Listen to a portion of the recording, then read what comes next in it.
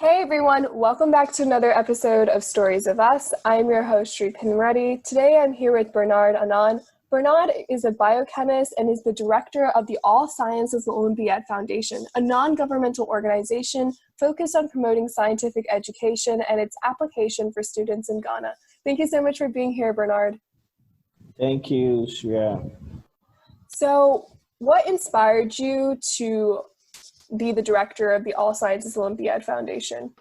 Okay, so first and foremost, I was going through an article on the internet and it read that time that, how do you call it, Africa contributes just 0.1% of the global scientific knowledge.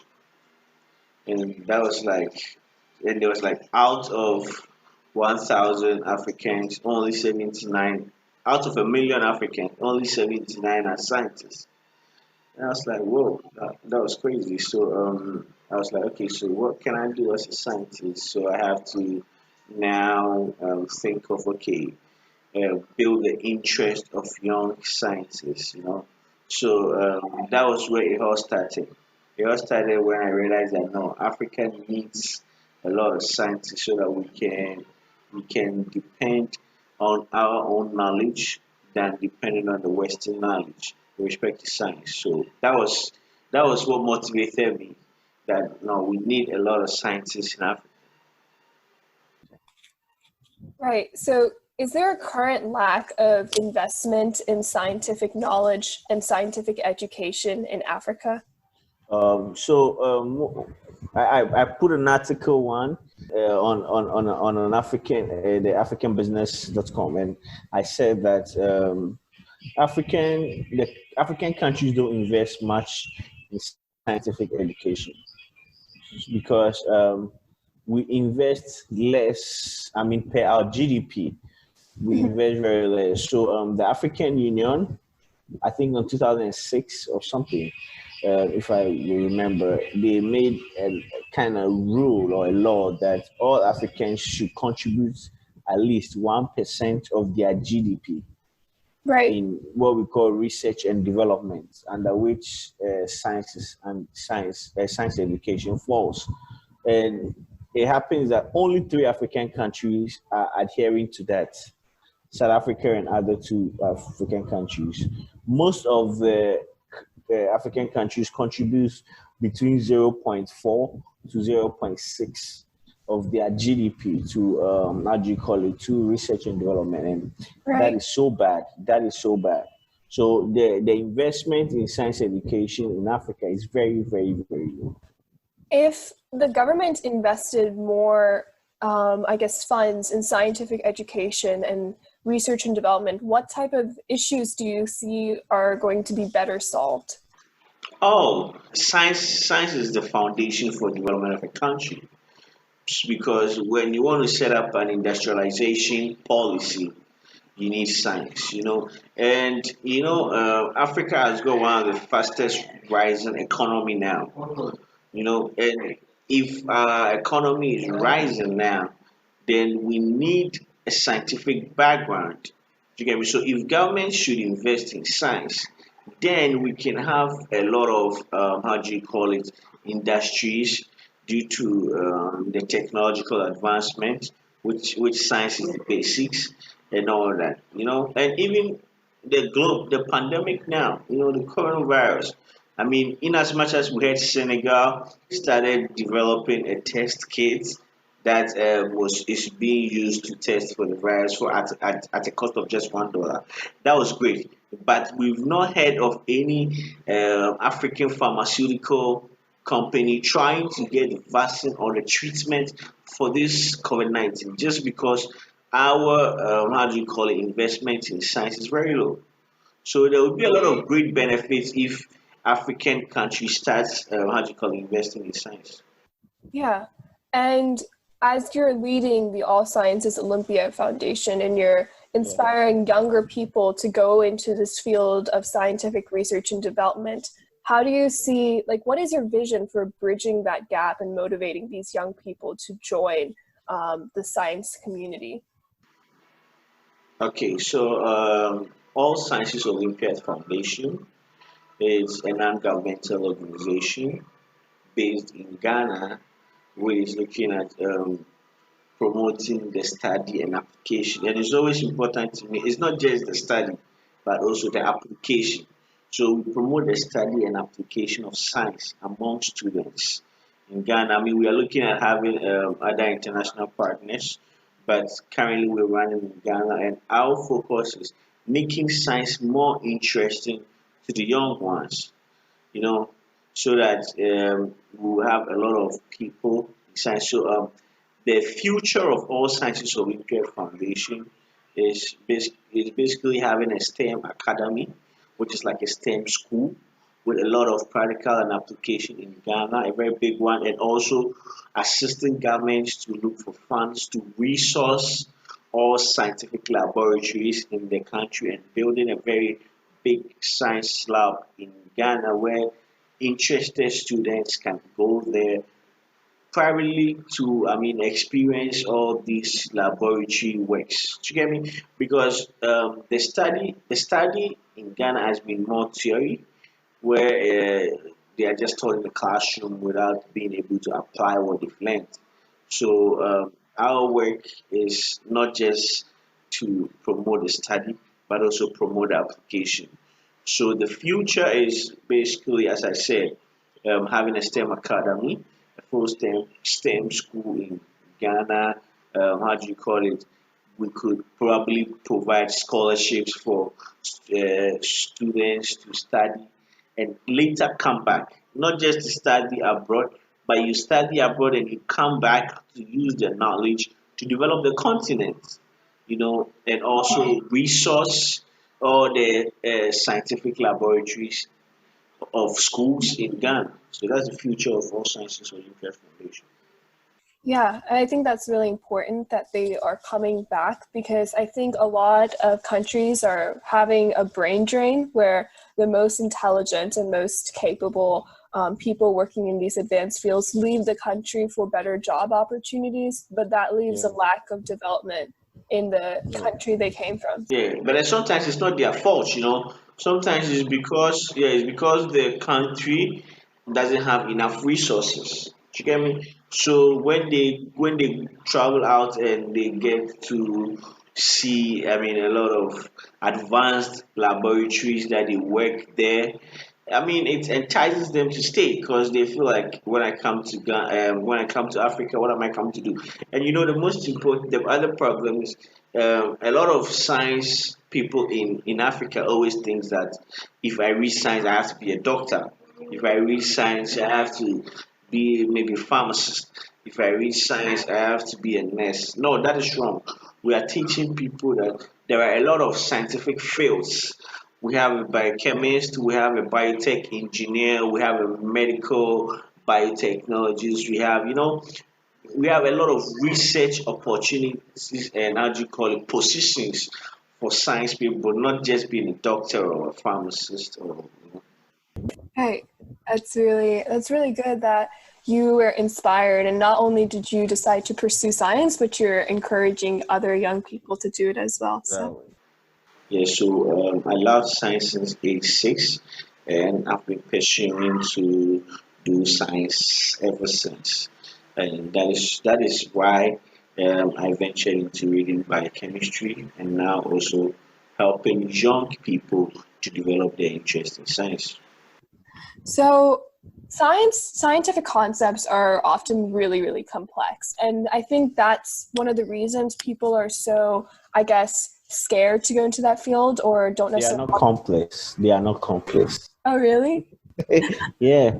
I was thinking, like, how do you make them, I guess, less complex or more engaging with students? It's more like terminology, it's just like English language. If they Right. are more terminology, so what you have to do is if you understand the basics, Hmm. if you understand the basics, then you know that how do you call it? You know what it's about. It's basically the basics. If you have the fundamentals, if you could know that, okay, whenever you hear hydrocarbons, is maybe a compound which is made up of just hydrogen and carbon, just from the word hydrocarbon. Whenever you know that, okay, most of the time kidneys are referred to renal. So when you hear of something renal related, then you know that, okay, they're talking about a kidney. Right. You know, when you hear of maybe when they say something ferro, it's more like iron related. Right. It's more like it's just the terminologies you need to understand. And when you know, okay, not all, but when you know that some of the diseases that end with TIS are more like inflammation. So when you have hepatitis, you know that inflammation of the liver. Right. You know, it's just terms. You know, it's terminologies you need to understand. That's what I'm saying. Is the fundamental that you need. Is the basics. Is the basics that you need. When you get the basics right, you realize that it's not complex. Wow. And that is the fear they've put in the kids. Right. Absolutely. So they think, hey, science is very difficult. Science is very difficult. You know, and that is why we always try to make it more fun. Right. It's absolutely. That's why, that's why we always try to make it more fun and interesting. You know, so that So we have one project that we are looking at doing workshop for science teachers to let them change their way of teaching science. You know, so that it will look more involving, it will look more interesting, and it will look more fun, so that they can have the love to pursue science. You know, right? That's really. So it's not complex. That's good. Yeah. I think even in America, when we are taught science, we are often taught in a way where we have to memorize a bunch of facts and processes rather than, like you said, learning the connections and fundamentals that go across the field. So I think it's really important. So talk to me about the experience of competing in the International Science Olympiad. So I know you select a couple of students and train them. So talk to me about that process of training and preparing. All right, so this is what happened. So 2008, personally, I competed in what we call the International Junior Science Olympiad in South Korea. 2008, you know. So what happened was, when I started this whole project, then I realized that competition helped me a lot. So I can also give students the opportunity to also participate in that competition. So we spoke to the Ministry of Education. They accepted that, you know what, you can actually select students for these kind of competitions. So we do a process of selection. What we call the district selection, the regional selection, the national selection, and out of that, the very best 6, you know, are being selected. Yeah, and trained. We don't just select them; we select and train them. Yeah. To go for the competition. So currently, we coordinate the International Junior Science Olympiad. We as well coordinate the International Student Congress of Biomedical Sciences. We coordinate the International Chemistry Olympiad. Wow. And we added a bit of arts, which is an economy, you know, because now the world is changing from STEM to STEAM. So now the world is changing from science, technology, engineering, mathematics to science, technology, engineering, arts, and mathematics. Right. So we decided to add a bit of arts, which is the economy. So we as well coordinate the International Economics Olympiad as well. Wow. And talk to me a little bit about the competition of the International Science Olympiad itself. Is it just like a series of tests that go more difficult? Yeah, so I always tell people that Olympiads are basically like Olympics. Right. This time around, not sports, but it's education. So we have students coming from all over the country. Last year, competition we had over students from over 70 countries participating. So we have students coming all over the world. to participate. So we have students from Ghana, we have students from Botswana, we have students from China, we have students from Canada, we have students from Ukraine, we have students from Indonesia, students from India. I mean, students all over coming. So the competition is in three forms. You have the multiple choice questions, we have the theory test, and we have the practicals. I see. And let me say this thing to you. Africa has always had like students from Africa has always had a problem with the practical section. Yes, because we don't really have all these scientific equipment in the country here. So there was a time, I think 2017, when we took students to Holland for the International Junior Science Olympiad. Some of the students couldn't pipette, you know? Right. Yeah, because they haven't even seen the pipette before. Right.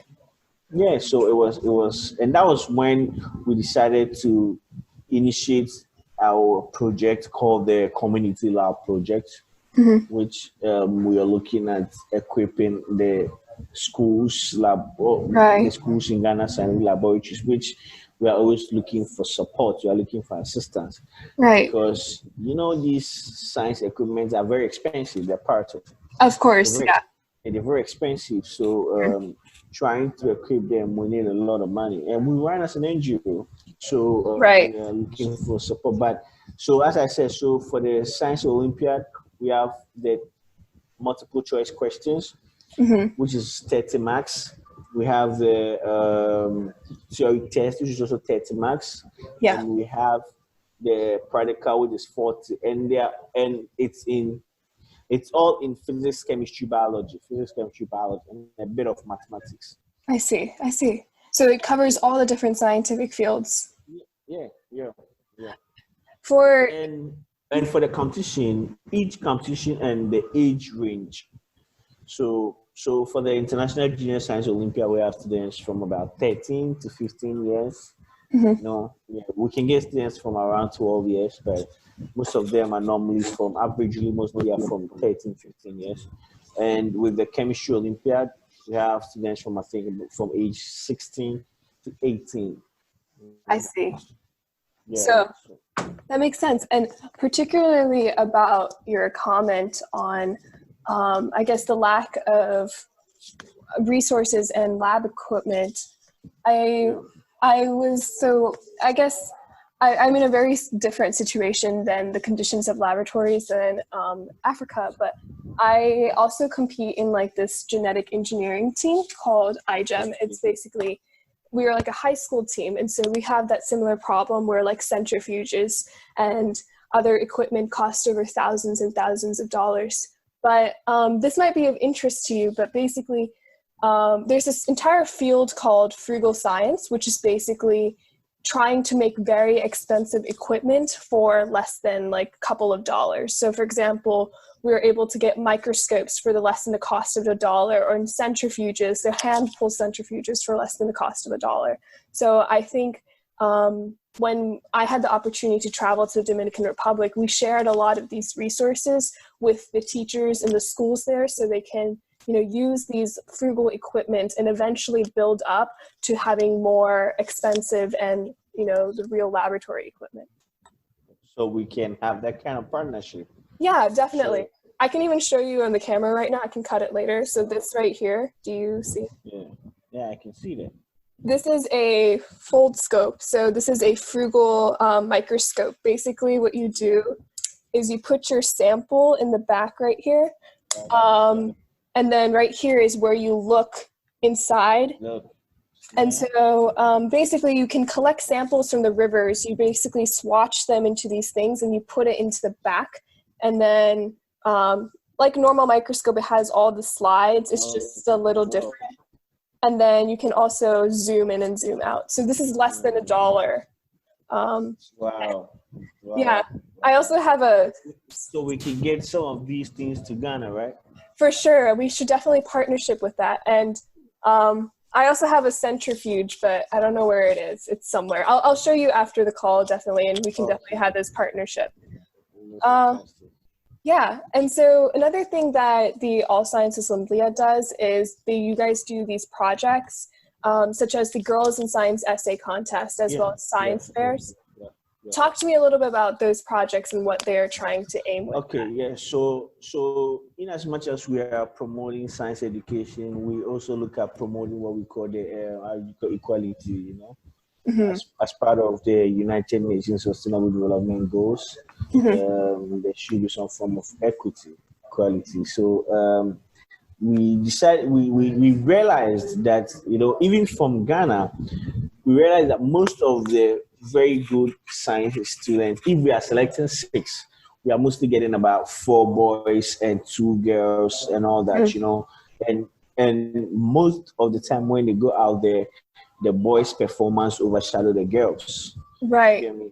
Yeah. So we realized that no, I mean, there should be some form of equality. So like gender equality. So we're looking at trying to get a lot of girls into Involved, science, you know? Right. Yeah, involved in science. And that's why we started what we call the girl essay competition, so that we can also use that to put more girls. So even this year, we decided to go with more girls than boys. We decided to go with like 4 girls and 2 boys, because just to, you know, coed and trying to form of, you know, balance. And we want to see a lot of girls perform very well in science. We want to get to see some of the students that are winning medals, you know, to be girls. Because ever since we started going for these competitions, all the medalists, you know, Ghana wins medal, you know, all the medal winners have been guys, like boys. Right. You know, boys. So we want to promote girls. In as much as we are promoting science education, we are also as well promoting girls in science education. Yeah, that's really important. Is there currently still a lack of education equality between, you know, girls and boys in countries in Africa? Like talking yeah, I mean, it's been like that. I mean, there's been inequalities with girls and boys in Ghana. Culture is a factor, because one of the problems was early marriage, which they were trying to. Yeah, I think now organizations are trying to do some activism on that, you know, to stop early marriage. So this will happen, like a girl starts school and starts like they see that, oh no, she's been of age, and 16 years she has to get married. And when she gets married, you know, then her education is kind of affected. You know? Yeah, that's right. But the boys continue to school. Right. Yeah, and you know, culturally they feel like, no, women are mostly supposed to be in the kitchen, taking care of the home and all that. So, you know, they are not giving so much of education, you know. But now, I mean, due to civilization and all that now, I mean, things are kind of changing, but we are not there yet. Right, that's absolutely right. Yes, we are not there yet. So, I mean, we need a lot of communication on that, you know. And I mean, with science, it's even bad. I mean, most of the girls are entering into what we call the social sciences. You know? But when it comes to like pure and natural science, I mean, we have very less women in that field. Right. So, I mean, we want to use our platform. We want to use whatever opportunity we have to kind of get a lot of girls to participate in science education. Yeah. Another thing that you're a part of is that you're the ambassador for the International Students of Congress of Biomedical Sciences. Yeah. So talk to me a little bit about the goal of that organization, and as an ambassador, what is your work related to? Yeah, so my work as an ambassador for ISCOMS is to get a lot of students know and participate, you know. So what happens is that I go to schools, talk to students about it, and sometimes students send in their abstract, like some projects they've done, and they get to participate in the whole Congress, which is a very good Congress. It's actually the biggest biomedical Congress in Europe. So students participate and sometimes even get opportunity to do research over there, because we have what we call the IRF, that's the International Research Fellowship. My work as an ambassador for ISCOMS is mostly to make people know of the Congress and convince them to participate. There are points we're looking at trying to get support, for students that can't afford, because, you get your tickets, accommodation and all that to participate. Sometimes it's problem for some of the students. So we are trying to go extra mile to kind of look for support for these students that can't afford all that. But in the meantime, we are actually getting the information out. I mean, this year's own took place in 4th June. Because of the whole pandemic, we went virtual. So we actually went virtual for this year. But hopefully next year we might be in Holland, Groningen, for the International Students Congress of Biomedical Sciences. Hopefully, yeah. And as a biochemist, are you still pursuing any research in that field or actually working, or are you more focused on promoting the All Sciences Olympiad Foundation? And well, I'm more focused on promoting the All Sciences Olympiad Foundation, but as with time, I do a couple of research. I mean, my last research that I did was on lipsticks. Trying to find the lead content of lipsticks that enters Africa, because some lipsticks, the lead is one of the components of lipsticks. Right. But lead is what gives the lipstick the long-lasting effect. Right. But so my research was, is it that much that can affect human being? Yeah, that's right. Because the effect of lead. Yeah, it's pretty bad. Yeah, it can cause anemia. I mean, and all that. So, and it can even retard brain development and all that. So, I mean, lead is harmful. So that was my last research that I did. That was on lipstick. Trying to find the lead content of lipsticks in Ghana. But most of my work now has been focusing on All Sciences Olympiad Foundation. I see. Winding down on our conversation, what's next for you as a biochemist as well as the All Sciences Olympiad Foundation? What are your future aspirations? Yeah, so hopefully next year I pursue my master's. Hopefully next year I pursue my master's. And after that, or while pursuing my master's, I still work on, we have an agenda at All Sciences Olympiad Foundation. Our work is in the next 10 years, we should have at least Africa contributing to about 2% to the global scientific knowledge, and also pushing African countries to invest that 1% that African Union has said that they should invest in research and development. Right. So we have an agenda. So we are working on it, and we will continue to work on it till we achieve whatever. But all that we are looking for now are international support, international assistance. Yeah, that's absolutely right. Well, thank you so much for being on this podcast. I wish you the best on the All Sciences Olympiad Foundation and all your goals. It's truly an amazing organization, and I love the work you're doing. Thank you. We're hoping for future collaboration. For sure.